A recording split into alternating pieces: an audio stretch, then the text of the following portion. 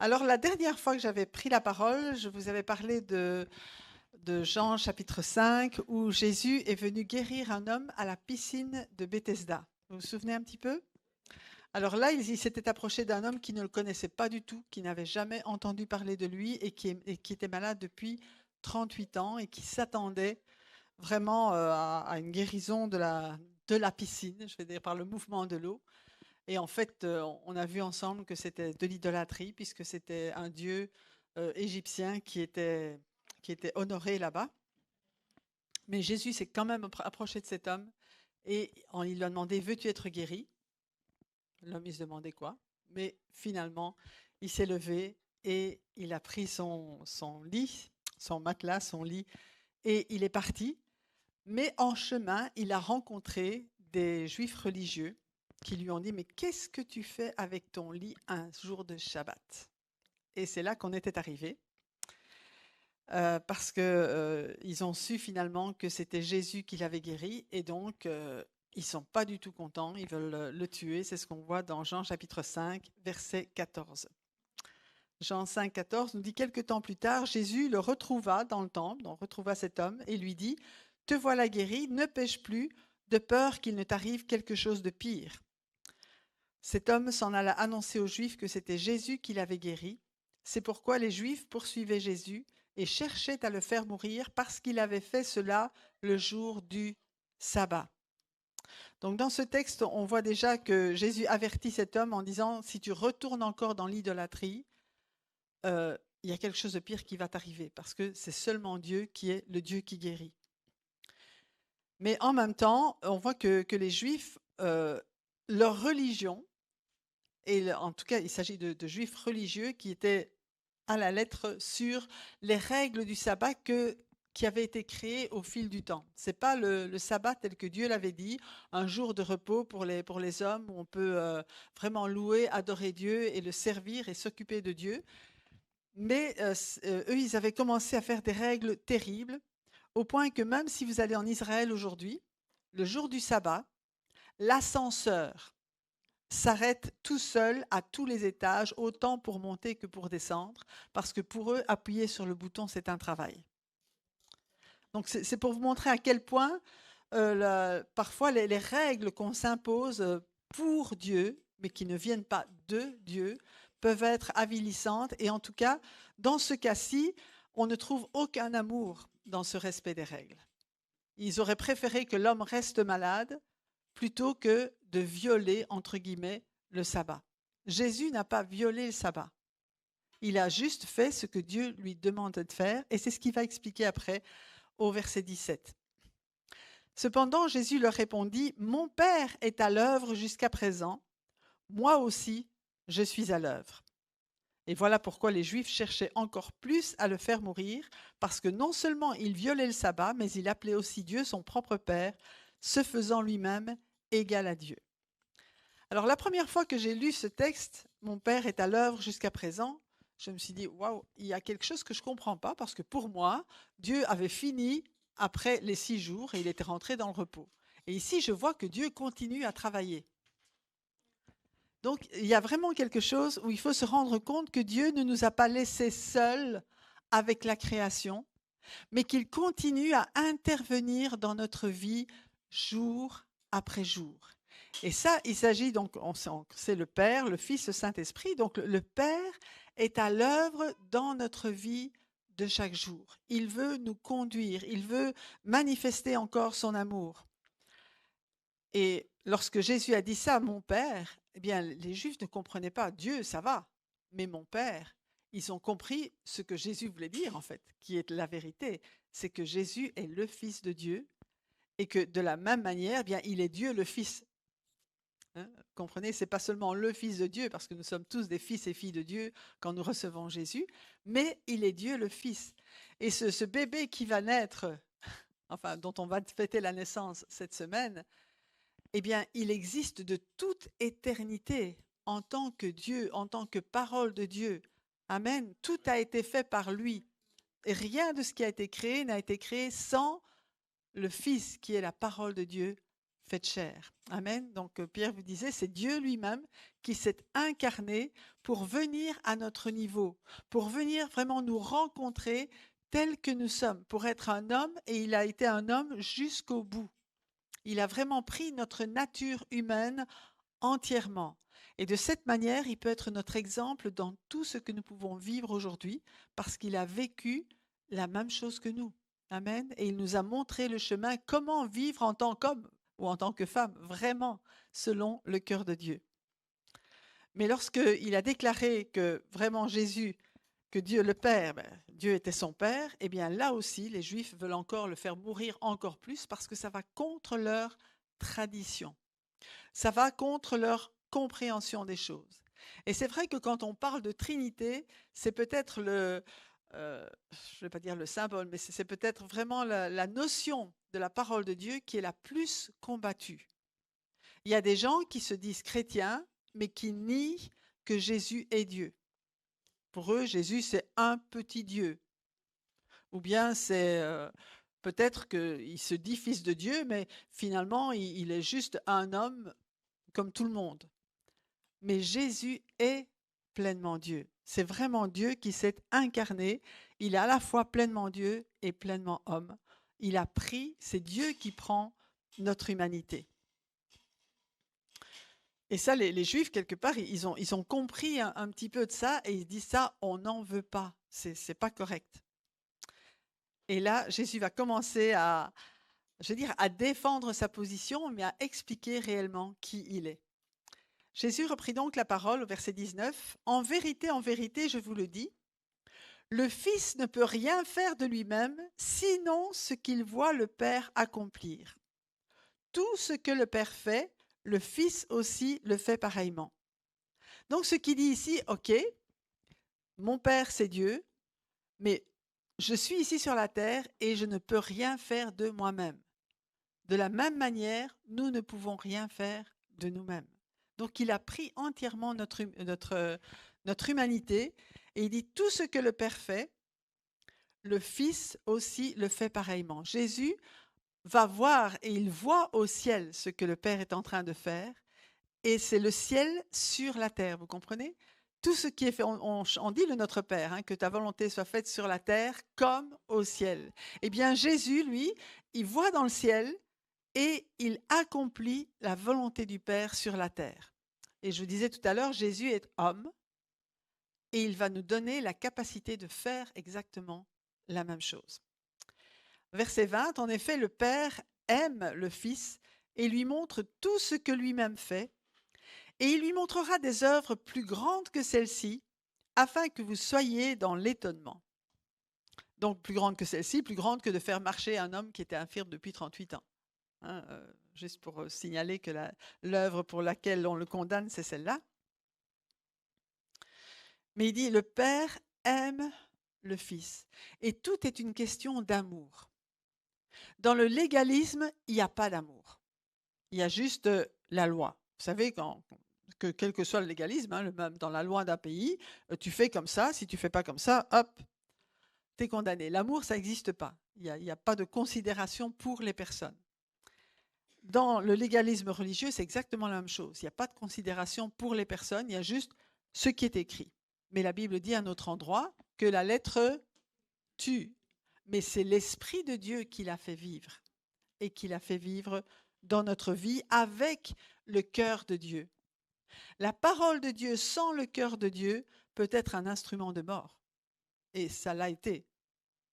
Mais lorsque nous recevons le cœur de Dieu, eh bien nous comprenons que tout ce qui est écrit dans cette parole vient d'un cœur aimant et est fait pour l'homme et pas contre l'homme. Amen.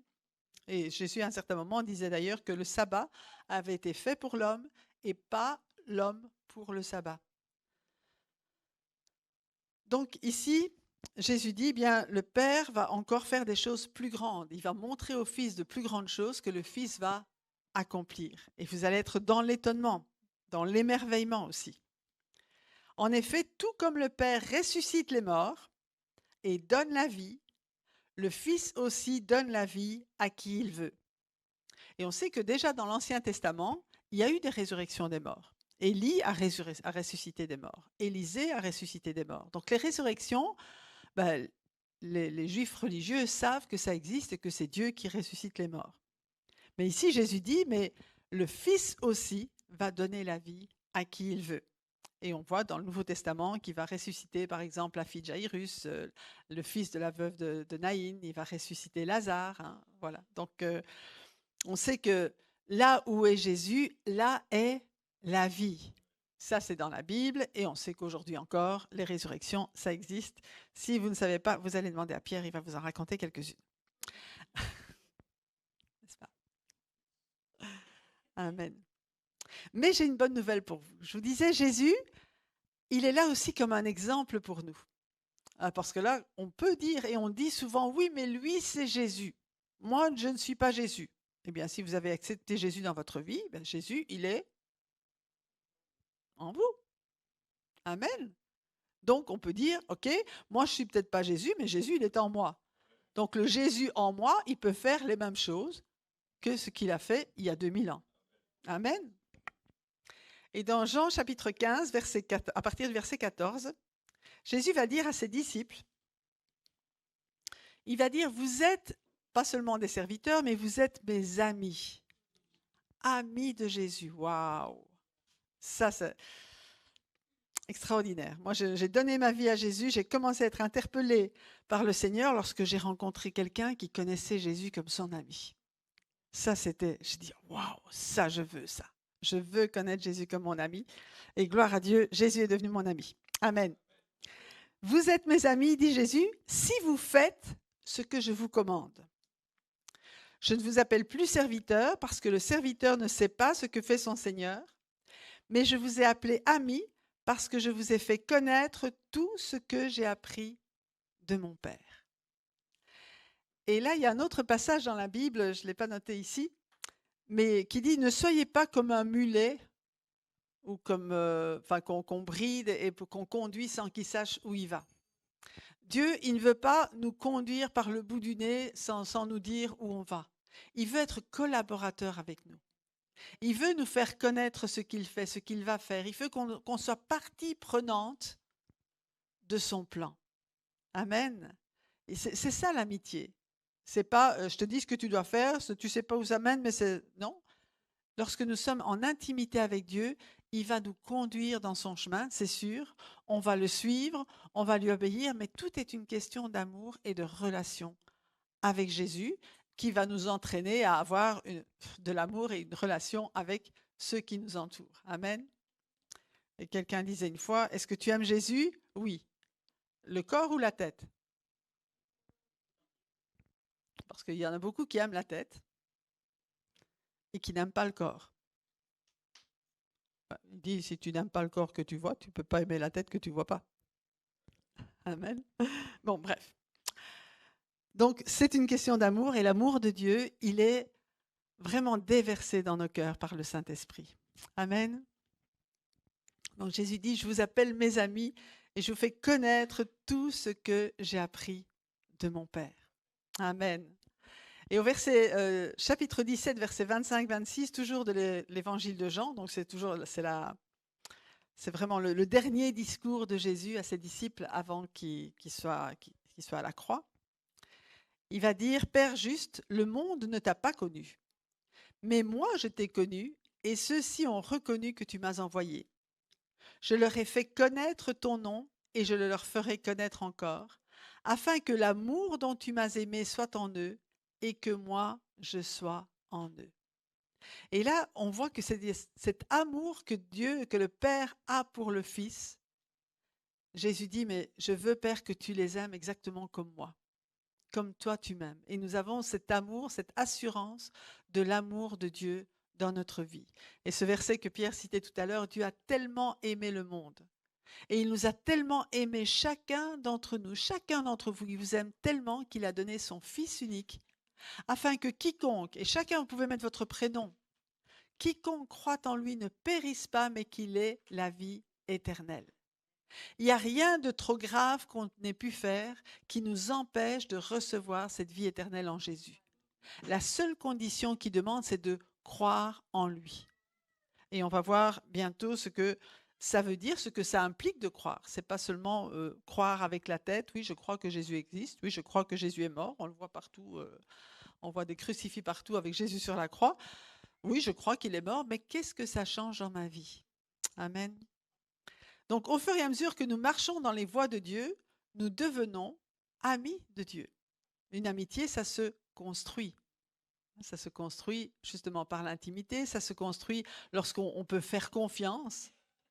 Nous pouvons faire confiance à Dieu parce qu'il est fidèle, mais au fur et à mesure que nous allons marcher avec lui, il va y avoir des manifestations dans notre vie qui vont dire à Dieu, tu peux aussi me faire confiance parce que ce que tu me demandes, je vais le faire. Parce que je t'aime et je veux que ton royaume avance. Parce que tes projets sont mes projets. Parce que tes plans sont mes plans. Comprenez? L'amitié, c'est ça aussi. C'est pouvoir épouser les projets, les plans de Dieu. Et Dieu lui-même, il nous fait confiance justement pour nous révéler son plan, ses œuvres et pour nous révéler son cœur. Amen. Et on a besoin que Dieu nous révèle son cœur. On a besoin d'aimer avec son amour. On a besoin de nous voir les uns les autres avec les yeux de Dieu, avec le cœur de Dieu. Amen. Alléluia. Au verset 22 de Jean 5, Jésus dit, « Le Père ne juge personne, mais il a remis tout jugement au Fils, afin que tous honorent le Fils comme ils honorent le Père. Celui qui n'honore pas le Fils n'honore pas le Père qui l'a envoyé. » Donc celui qui ne reconnaît pas Jésus comme Fils de Dieu, qui ne lui rend pas l'honneur qui est dû en tant que Fils de Dieu, eh bien, il n'honore pas non plus le Père. Vous savez, quand ça va être Noël de nouveau. Je suis sûre que vous avez préparé des cadeaux pour l'un, pour l'autre. Imaginez que le cadeau que vous offrez, la personne à qui vous l'offrez le considère comme rien. Est-ce que vous allez être honoré? Non. Elle le met de côté en disant non, j'en veux pas, c'est pas beau, j'aime pas ça. Vous allez être blessé. Amen. Dans votre cœur. Mais c'est exactement ce qui se passe pour le Père. Chaque fois que quelqu'un ne reconnaît pas ce cadeau de Dieu, ce cadeau qu'il offre à chacun, qui est Jésus, qui est son Fils unique, qui est ce qu'il a de plus cher, et qui dit « Oh ben non, non, j'en veux pas ». Celui qui n'honore pas le Fils, qui ne reçoit pas ce cadeau, qui ne considère pas le sacrifice du Père comme, bien sûr, il y aura le sacrifice du Fils, mais il y a d'abord le sacrifice du Père. Il ne peut pas dire qu'il honore Dieu. Amen. C'est ce que Jésus est en train d'expliquer ici. Celui qui n'honore pas le Fils n'honore pas le Père qui a envoyé le Fils. Alléluia. Alors, si on veut parler un peu du jugement, puisque le Père ne juge lui-même personne, le Père ne juge personne, mais j'ai écrit, mais il y a beaucoup de personnes qui jugent le Père. Il y a beaucoup de personnes autour de nous qui émettent un jugement sur la façon dont Dieu agit. C'est vrai, hein? Mais si Dieu existe, pourquoi est-ce qu'il y a ceci ou cela? Pourquoi est-ce qu'il y a des malheurs sur la terre? Pourquoi est-ce que Dieu laisse faire les méchants? Mes amis, je vous dis, le jour du jugement viendra. Et là, on ne posera plus la question.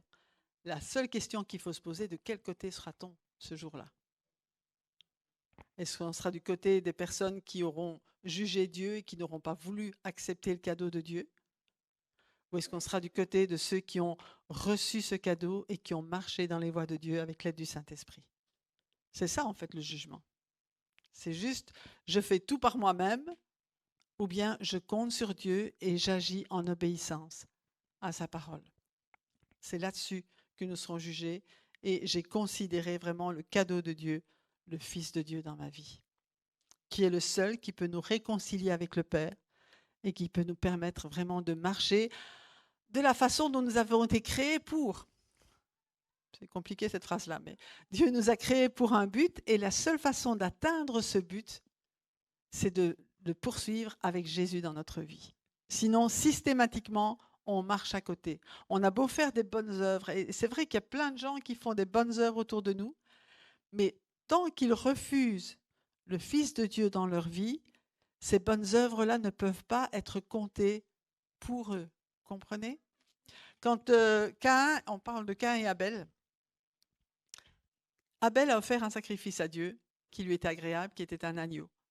Caïn a aussi offert un sacrifice à Dieu. Mais il a offert le fruit de son travail, le fruit de ses œuvres. Il n'a pas considéré le sacrifice que Dieu voulait recevoir. Parce que les deux savaient que le seul sacrifice qui pouvait rendre agréable à Dieu à ce moment-là, c'était un sacrifice de sang. Caïn le savait, mais il a dit, mais moi, je vais lui offrir ce que j'ai de meilleur, ok, mais c'est le fruit de mon travail et je ne m'occupe pas de ce que Dieu me demande. Ça vous arrive parfois, dans la vie de tous les jours, des personnes qui disent, ah mais je suis là pour t'aider, tu sais, mais je fais ce que je veux. Je t'aide, mais à ma façon. Ne me demande pas de faire quelque chose de particulier. Moi, je veux faire quelque chose pour toi, mais à ma façon. Et parfois, ce n'est pas du tout ce qu'on aurait voulu qu'il fasse. D'accord? Moi, personnellement, ce genre de choses, ça ne m'aide pas. D'accord? Mais ici, Caïn, c'est ce qu'il a fait. Et parfois, on est comme ça avec Dieu. Ah, mais je fais des bonnes choses. Oui, tu fais des bonnes choses, mais ce n'est pas ça que Dieu te demande.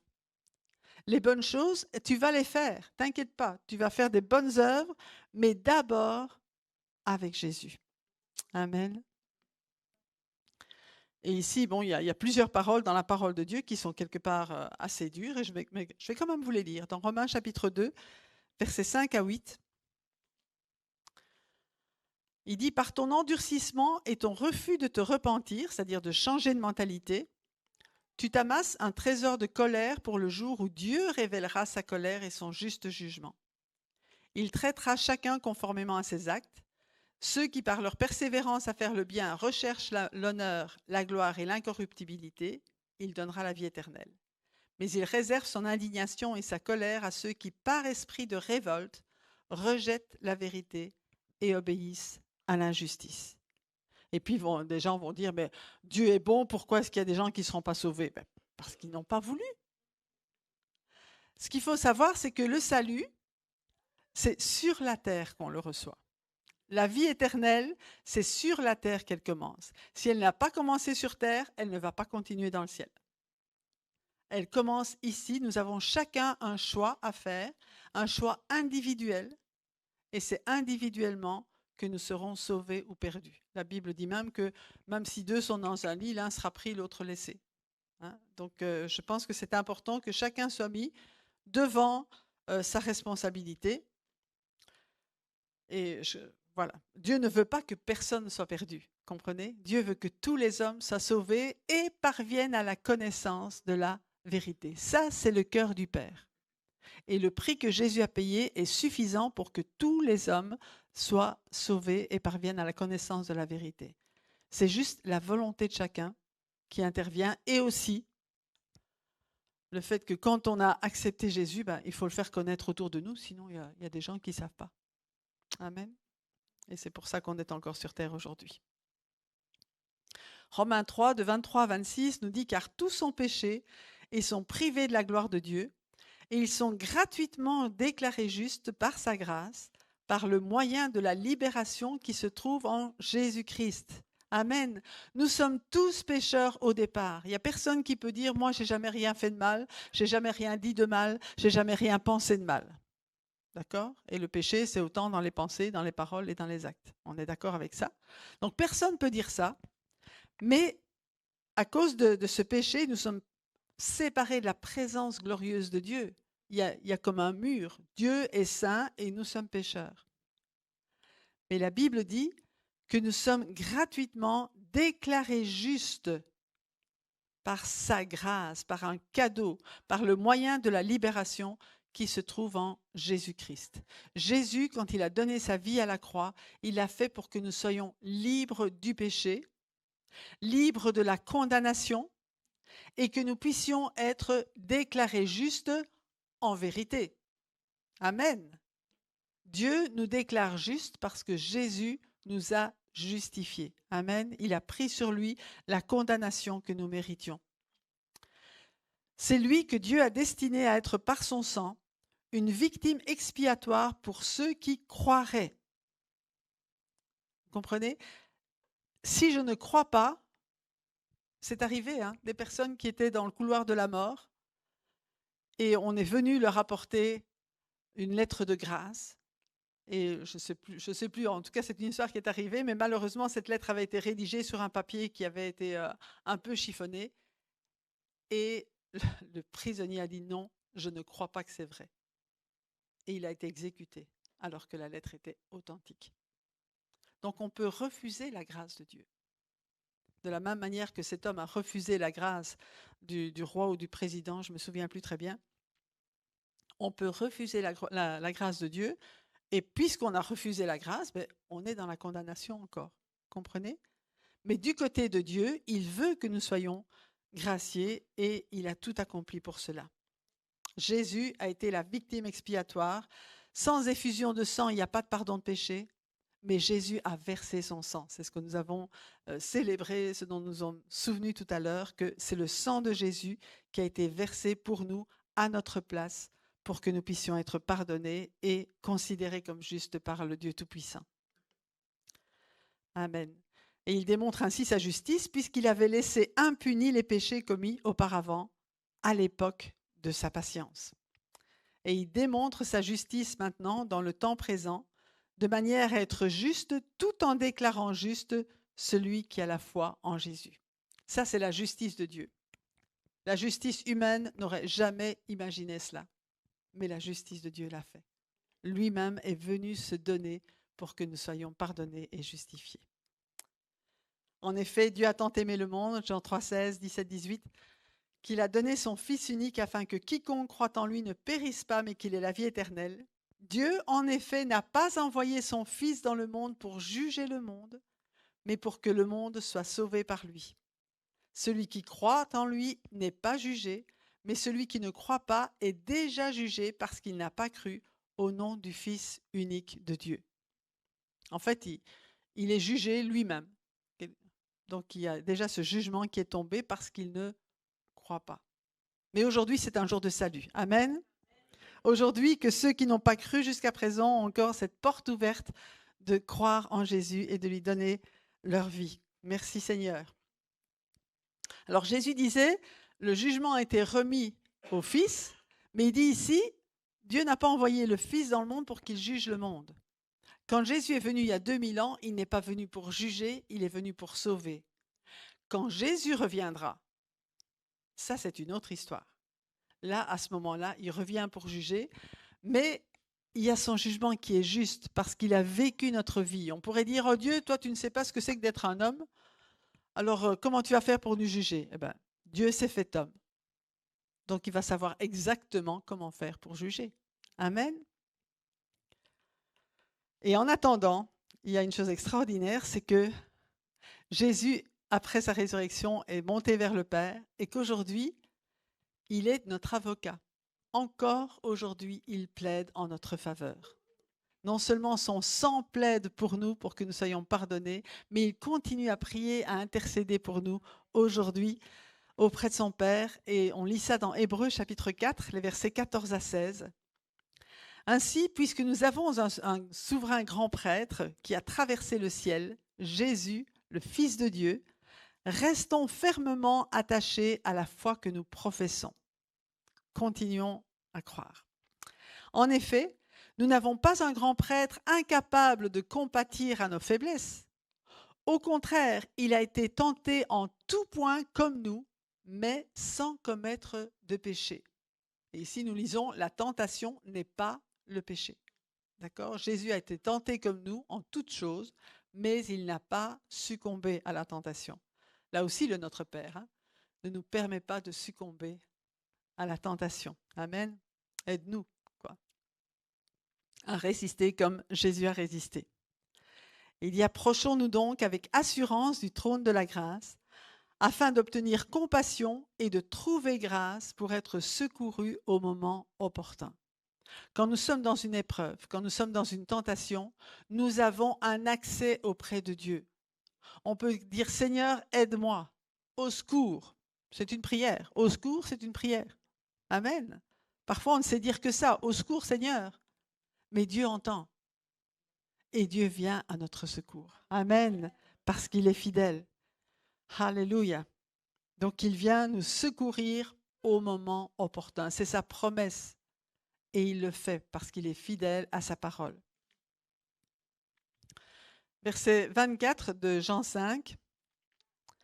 En vérité, je vous le dis, celui qui écoute ma parole et qui croit à celui qui m'a envoyé, il a la vie éternelle.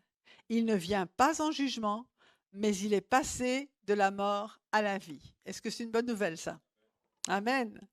Celui qui écoute et qui croit. Wow, ça fait deux choses. Il y a plein de personnes qui écoutent, que ce soit ici, que ce soit derrière votre écran. C'est bien d'écouter, c'est mieux d'écouter et de croire. Et si je crois, je vais mettre en pratique. La manifestation de ce que je crois, c'est la mise en pratique de la parole. C'est la déclaration de la parole. Si je crois quelque chose, je ne vais pas commencer à dire le contraire. D'accord? Alors ici, quand on est ensemble, c'est très bien. On est tous vraiment un langage évangélique, etc. Quand on est à la maison, devant une épreuve, devant un problème, quelles sont les paroles qui sortent de notre bouche? De l'abondance du cœur, la bouche parle. Et c'est à ce moment-là que ça se manifeste. Amen. C'est là qu'on voit, est-ce que je crois vraiment finalement? Ok, Seigneur, j'ai besoin de retourner dans la parole. Je veux croire ce que tu dis. Je veux le déclarer. Pardonne-moi pour les mauvaises paroles que j'ai dites. Plus vite on réagit comme ça, plus on va avancer avec le Seigneur. Amen. Et Romains chapitre 10, les versets 8 à 11. Que dit-elle donc? Donc, il parle de la justice qui vient de la foi, n'est-ce pas? C'est celle-là que nous proclamons. Que dit la justice qui vient de la foi? La parole est tout près de toi, dans ta bouche et dans ton cœur.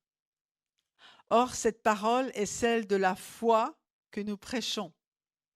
Si tu reconnais publiquement de ta bouche que Jésus est le Seigneur, et si tu crois dans ton cœur que Dieu l'a ressuscité des morts, tu seras sauvé.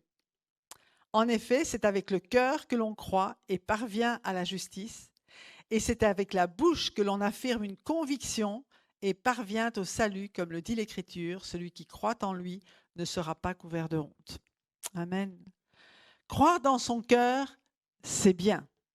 Mais la parole de Dieu nous dit ici que c'est important de le confesser avec notre bouche, que notre corps prenne part à cette foi, une manifestation de foi avec ce que nous disons de notre bouche dans toutes les circonstances de notre vie, quel que soit l'endroit où nous sommes et quels que soient les interlocuteurs. Amen. Que vraiment nous puissions déclarer ce que Dieu dit à chaque moment. Et pour cela, il faut que notre cœur soit plein de ce que Dieu dit. Que notre cœur soit nourri de la parole de Dieu. On parlait des études bibliques. Il y a notre lecture personnelle de la parole de Dieu, notre lecture journalière de la parole de Dieu qui est très importante. Il y a les études bibliques qui sont importantes. Pourquoi? Parce que c'est là qu'on apprend, qu'on peut comprendre, qu'on peut poser des questions. Vous savez, ça vous est arrivé de lire des passages de la Bible et de dire « Oh, ça, je ne comprends pas ». Ça arrive à tout le monde. Ça arrive à tout le monde à des niveaux différents. Eh bien, ensemble, on peut trouver des réponses qu'on ne trouverait pas tout seul. Amen. Et les études bibliques, c'est fait pour recevoir un enseignement, mais si vous avez des questions, c'est le moment de les poser. Amen. Et on est là ensemble pour dire, OK, moi j'ai trouvé ça, moi j'ai reçu telle révélation. C'est ça le corps de Christ. Amen. C'est l'Église et la colonne et l'appui de la vérité. L'Église, pas une personne. Amen. Et Dieu n'a pas voulu qu'une personne sache tout. Il a voulu que ce soit le corps entier qui puisse être témoin vraiment de la vérité. Jésus disait dans Matthieu chapitre 7, verset 21, « Ceux qui me disent « Seigneur, Seigneur » n'entreront pas tous dans le royaume des cieux, mais seulement celui qui fait la volonté de mon Père céleste. » Donc la foi, je crois dans mon cœur, je parle avec ma bouche, mais ce n'est pas suffisant encore. Parce qu'il faut que ma vie, mes actes manifestent ma foi. La foi, c'est quelque chose de très pratique. Pierre parle souvent du moment où j'ai reçu ma guérison de l'hépatite. Il a dit, OK, tu me dis que tu es guéri, c'est très bien.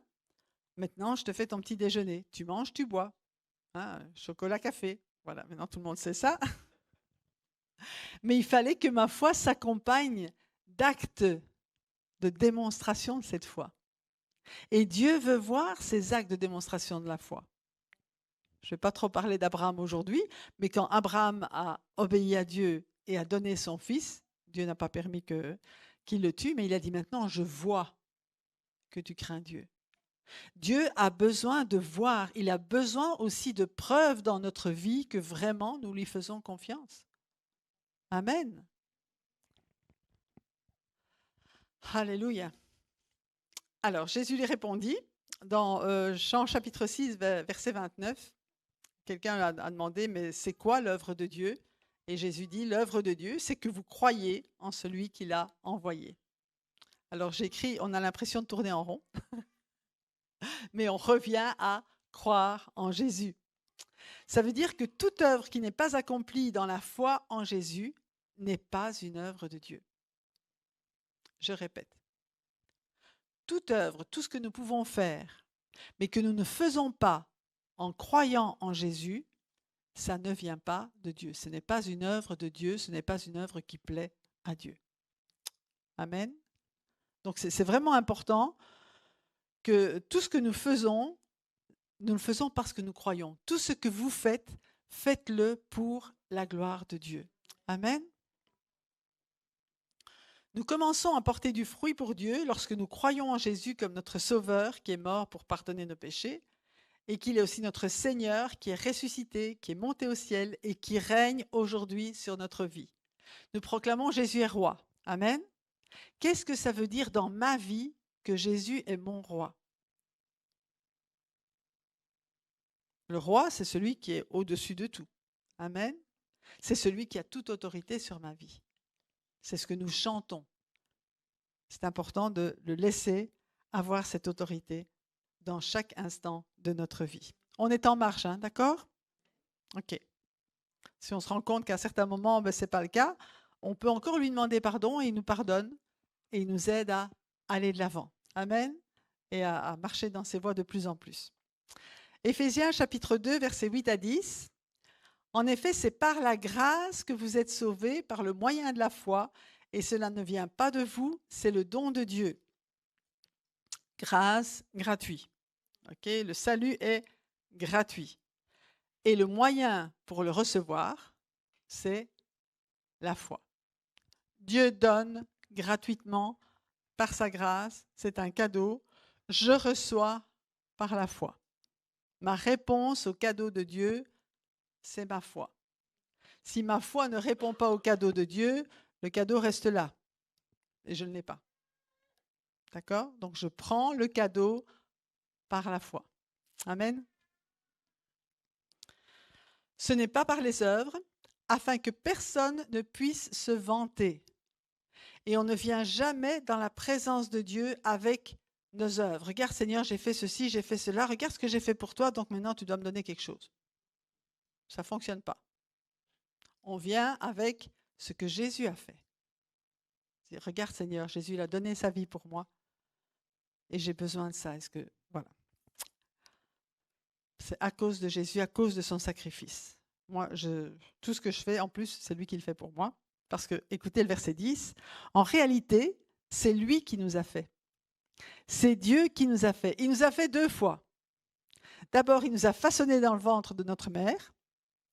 Et puis, il nous a recréés en Jésus-Christ. Waouh! On lui appartient 2 fois. Nous avons été créés en Jésus-Christ pour des œuvres bonnes que Dieu a préparées d'avance afin que nous les pratiquions. Waouh! Lorsque nous recevons Jésus, nous entrons dans le plan de Dieu, dans le projet de Dieu. Le péché, c'est de marcher à côté de ce que Dieu avait préparé pour nous. Mais quand nous venons en Jésus, alors nous rentrons dans son plan et là, il a préparé des bonnes œuvres spécialement pour nous. Il nous a équipés particulièrement pour accomplir ces bonnes œuvres-là. Et chaque jour, il y a des nouvelles bonnes œuvres qui nous attendent et qui nous aident à réaliser par sa grâce, par son esprit. Il nous donne tous les moyens, tous les outils nécessaires pour le faire. Amen. Parfois, les outils apparaissent au moment où on commence. D'accord, on dit, mais comment je vais faire ça? Vas-y, commence, tu vas voir, je vais te montrer, je vais te guider. Amen. Ça aussi, c'est la marche par la foi. Alléluia. En vérité, je vous le dis, verset 25 de Jean 5. Donc, c'est Jésus qui continue à parler aux pharisiens, hein, mais il nous parle à nous en même temps. En vérité, je vous le dis, l'heure vient, et elle est déjà là, où les morts entendront la voix du Fils de Dieu, et ceux qui l'auront entendu vivront. En effet, tout comme le Père a la vie en lui-même, ainsi il a donné au Fils d'avoir la vie en lui-même. La vie est en Jésus. Amen. Dieu donne la vie, mais Jésus donne la vie. Alors on a vu que Jésus a ressuscité des morts physiquement, mais la parole de Dieu nous dit aussi que nous aussi nous étions morts. Et dans Éphésiens chapitre 2, on va commencer avec Romains, pardon. Romains chapitre 6, versets 21 à 23. Il nous rappelle le fruit que nous portions quand nous étions morts. Parce que nous avons tous été morts. Vous êtes d'accord? Avant de connaître Jésus, on était morts. Écoutez bien. Quels fruits portiez-vous alors? Des fruits dont vous avez honte aujourd'hui, car leur fin, c'est la mort. Mais maintenant que vous avez été libérés du péché et que vous êtes devenus esclaves de Dieu, vous avez pour fruit la progression dans la sainteté et pour fin la vie éternelle. Ah, j'aime bien ça. Pour fruit la progression dans la sainteté. C'est beau, hein? C'est jour après jour. Et pour fin la vie éternelle, en effet, le salaire du péché, c'est la mort, mais le don gratuit de Dieu, c'est la vie éternelle en Jésus-Christ, notre Seigneur.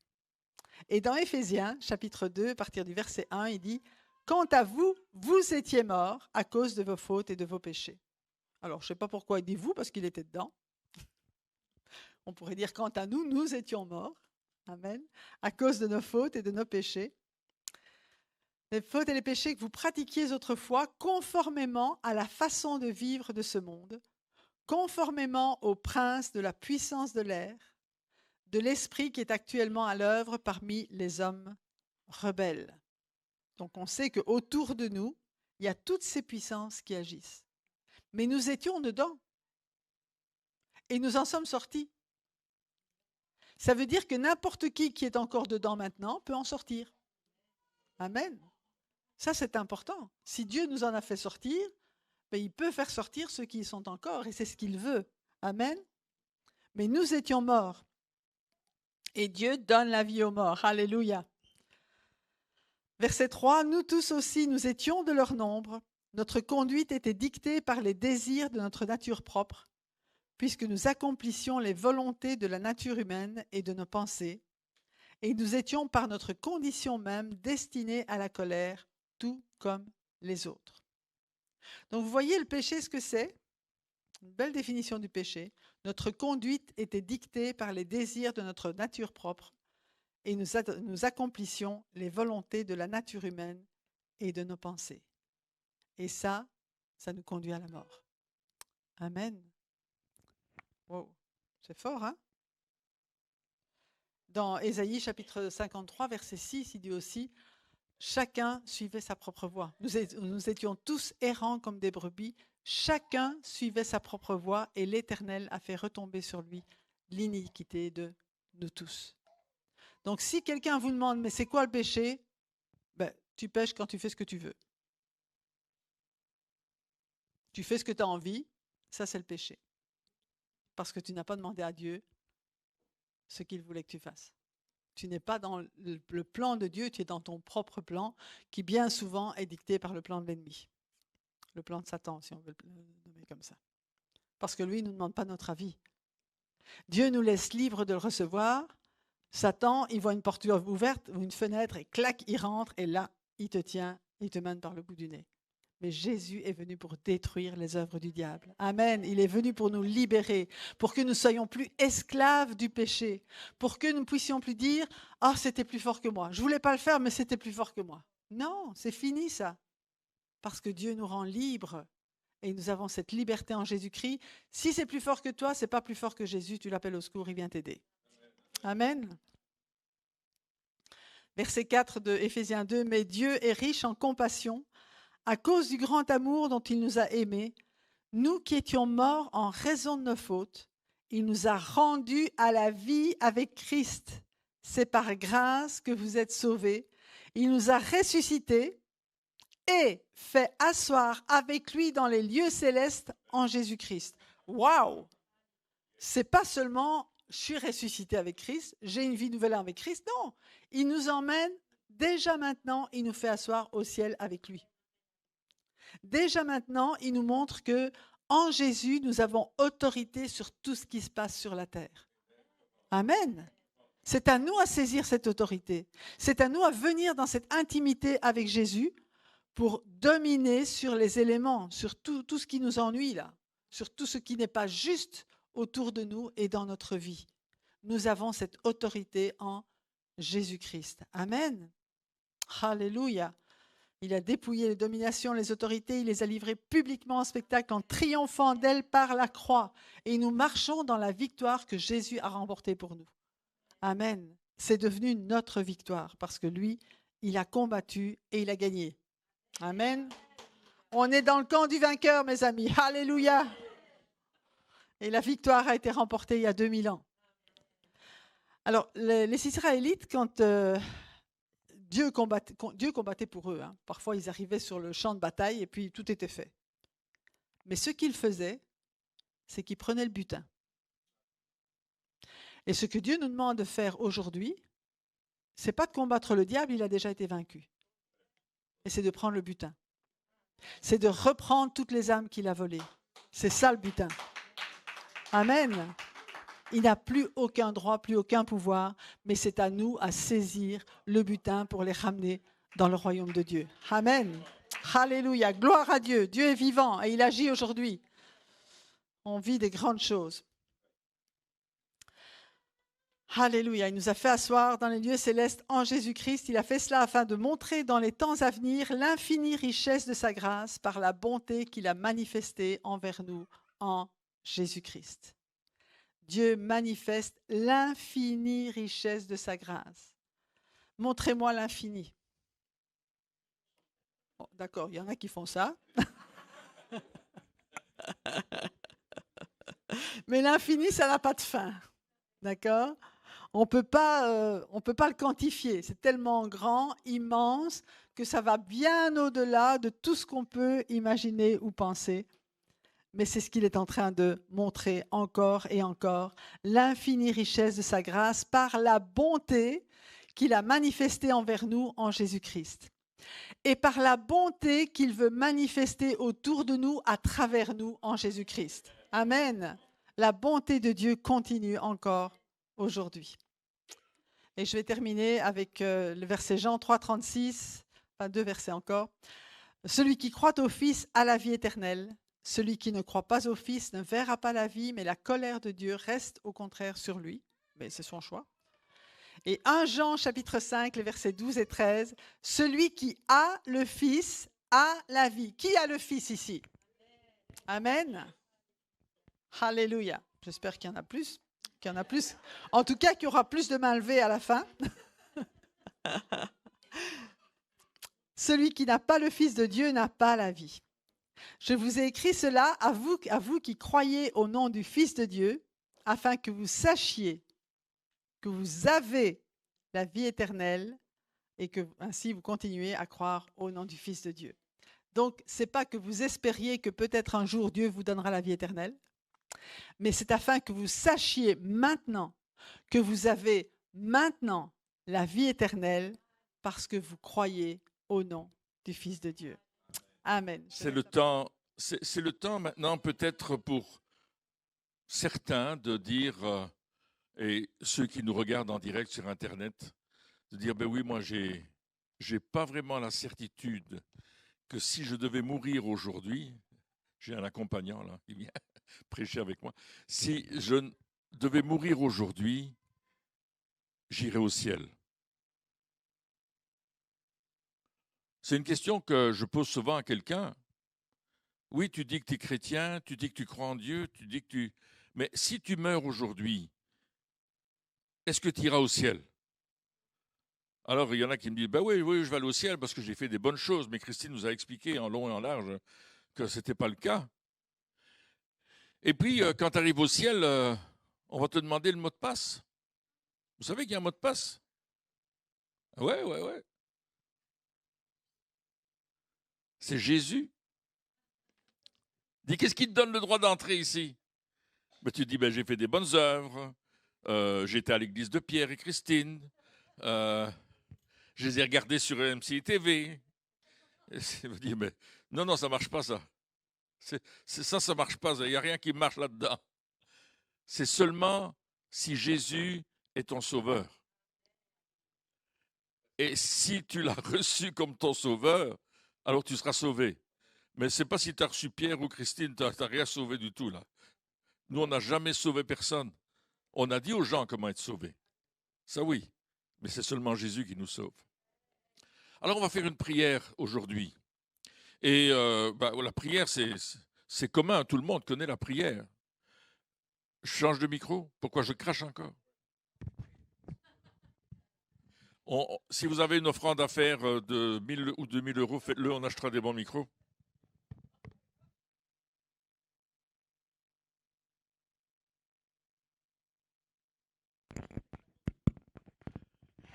Mon petit micro. Alors on va faire une prière, on va se mettre devant Dieu et on va s'examiner soi-même. Et voici comment je vais faire. Je vais d'abord prier pour vous et puis je vais demander de faire une prière dans votre cœur. On ne peut pas lire à la haute voix, mais dans votre cœur, si vous voulez recevoir Jésus comme votre sauveur. Deuxièmement, je vais vous demander si vous avez fait cette prière pour la première fois ou si vous revenez à Jésus, de lever votre main. Troisièmement, je vais vous demander de vous lever à votre place. Et quatrièmement, je vais vous demander de vous avancer. Ce n'est pas un piège. Comme ça, vous savez ce que je vais faire. D'accord? Mais c'est vous, entre vous et Dieu. Pourquoi vous allez vous avancer? Parce que vous faites un acte de foi. Vous déclarez publiquement que vous êtes pour Jésus. Comme Christine l'a lu dans la lettre aux Romains, il dit, si tu confesses de ton cœur, si tu crois dans ton cœur, tu confesses de ta bouche, alors vous allez vraiment déclarer que vous êtes pour Jésus. C'est un engagement qui est public et devant tout le monde, devant les caméras, devant le monde entier qui nous regarde et en tout cas devant les anges. Seigneur, je prie pour chacun d'entre nous ici, Seigneur. Et je prie maintenant, je viens contre tout esprit d'incrédulité, de rébellion, toute œuvre de l'ennemi, je la brise au nom de Jésus.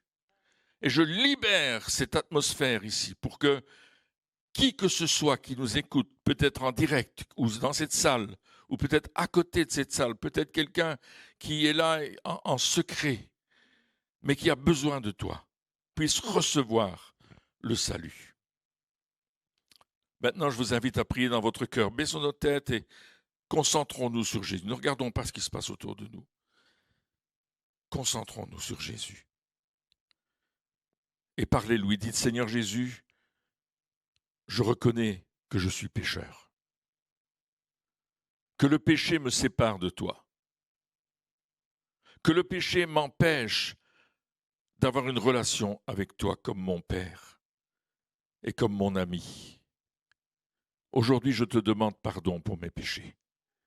Je reconnais que tu as versé ton sang pour me purifier de mon péché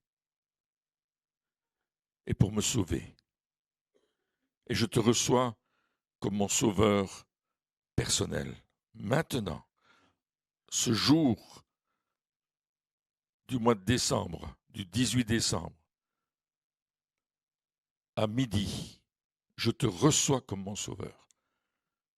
Si tu as fait cette prière, gardons notre tête baissée, lève ta main et tiens-la bien haut, maintenant, bien haut ta main. Si tu reviens à Jésus, oui, je vois des mains qui se lèvent.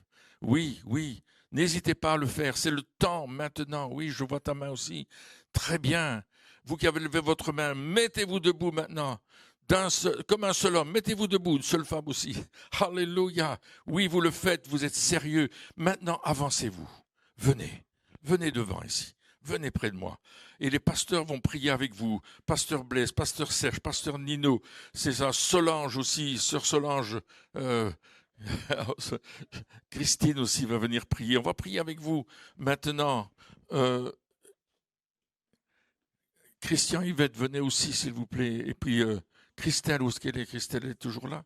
Oui, je t'avais pas vu, Christelle. Venez, avancez-vous, venez, pas peur, venez.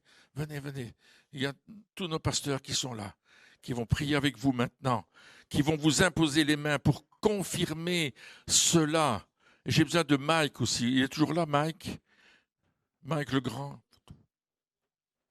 Maintenant. Commencez à prier pour chacun, les pasteurs, s'il vous plaît.